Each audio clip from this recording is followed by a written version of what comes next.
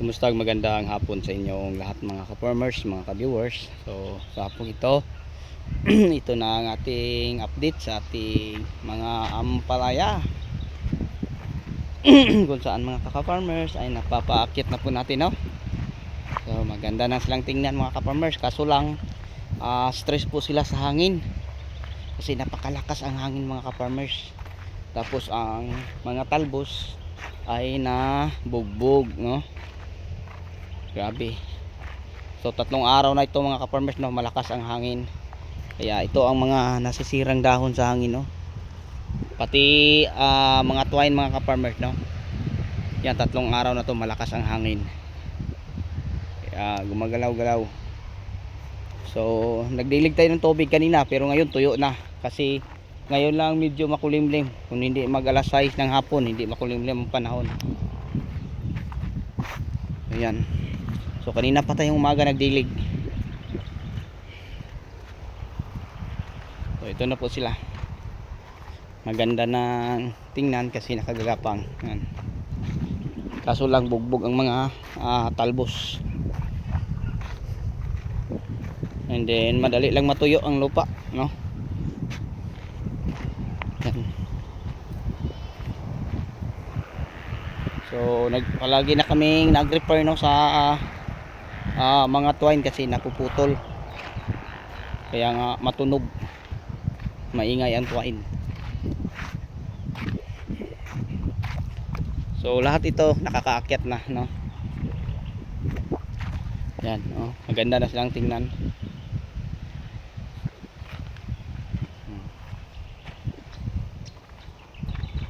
Magkabilaan to mga ka-farmers, oh. Ganyan na ang hitsura nila.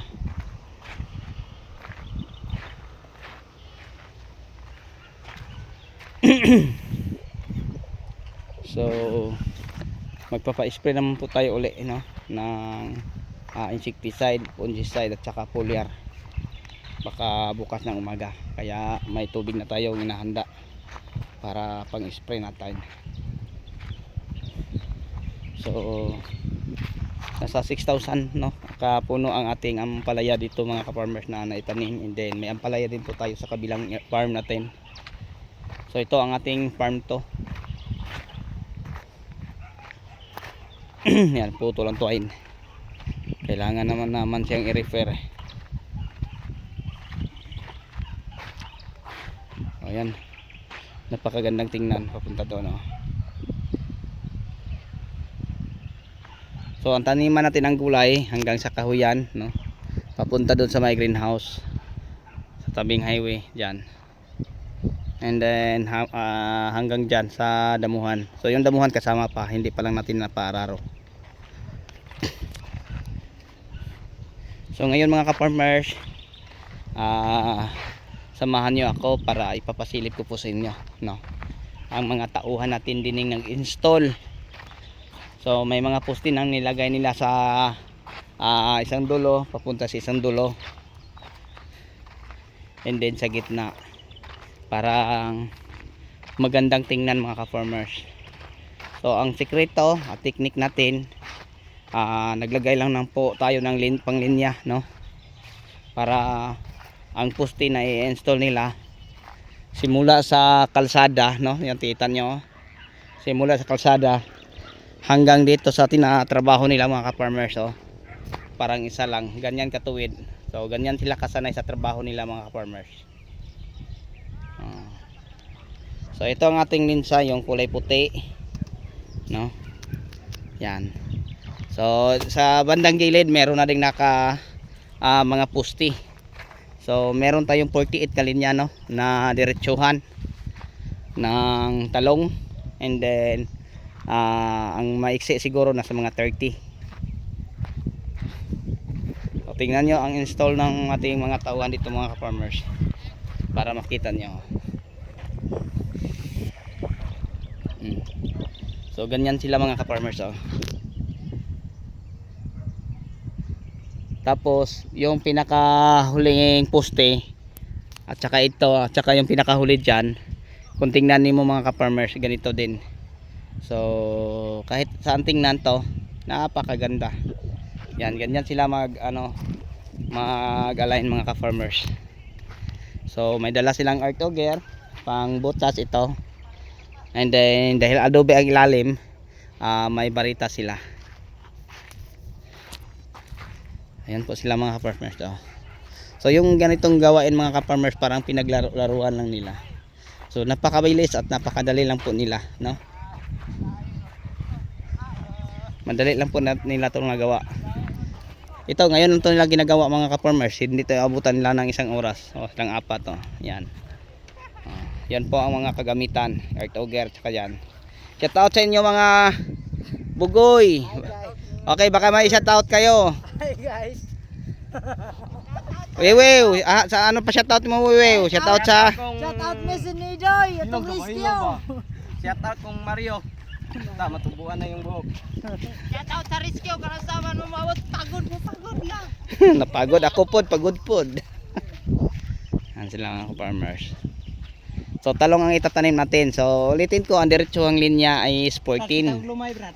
14 and then may mga maiksi na mga 30 plus siguro. And then hanggang sa padamuhan pa yan mga ka-farmers, no? Simula sa poste hanggang sa likuran malayo pa yan. Saan? Tuwang-tuwa. So sabi nila shout out daw sa Rescue dahil yung mga tao natin sa kabilang area dahil nagpita sila and then kahapon nakapag-spray na, nakapag-fertilizer na.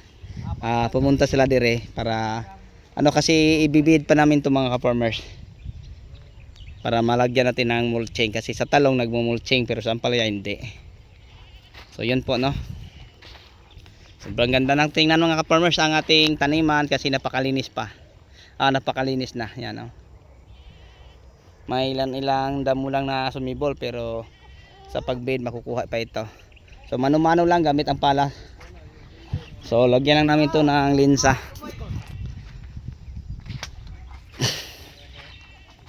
So ayan po ang ating ampalayan. Yan, oh.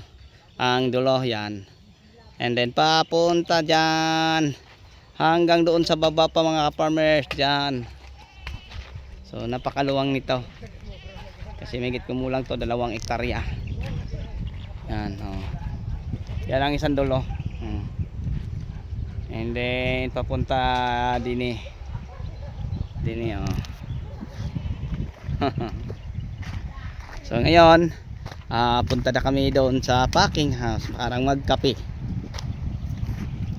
Kasi magdidilig naman po kami uli sa aming pungla. Pagkatapos namin magkape. Ang taas ng gapang sa ating ampalaya.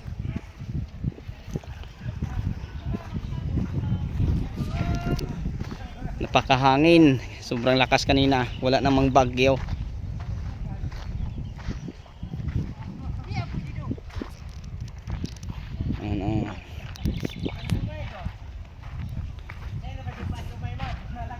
So simula sa isang dulo mga farmer papunta doon sa isang paglalakarin natin mga 5 minutes.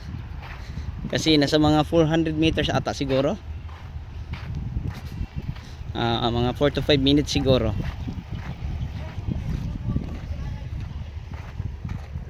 So yan po na may share at may update ko sa inyo sa hapong ito. Yan ang iba matangkad na pang iba maiksi pa mga 4 lang na dampal.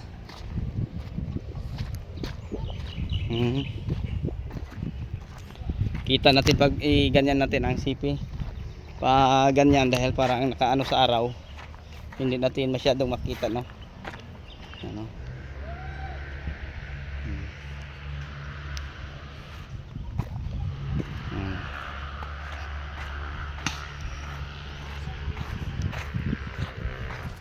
So nakapagpahinga na po kami mga ka-farmers dahil po nakaakit na ang aming ampalaya.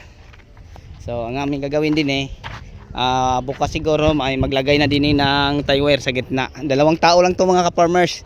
Yung ganito kaluwang 2 tao lang ang maglagay ng tie wire.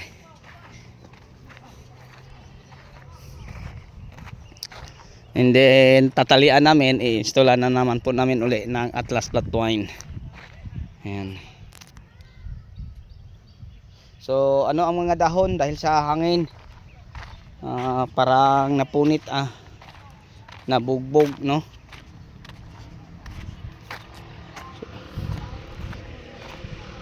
Grabe ang hangin mga ka-farmers. Kung may dala pang ulan, no, ano na, bagyo na. Kaya lumiliit ang talbos. Pero makaka-recover to mga ka-farmers, no? Makaka-recover po ito.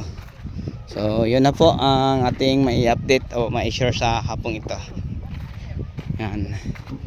So galing tayo sa taniman ng talong, sa likuran ng May Chico, dumaan tayo sa taniman ng ampalaya, at saka ito naman sa ating kamatis.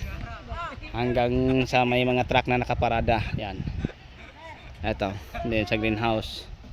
Diyan. And then sa likuran diyan, ang itatanim natin bell at saka sigang. Okay, so bago tayo magtapos, may love shout out sa lahat kong mga subscriber, viewers, sharer at commentators. So sa inyong patuloy na pagsuporta, maraming salamat po. Happy watching and God bless.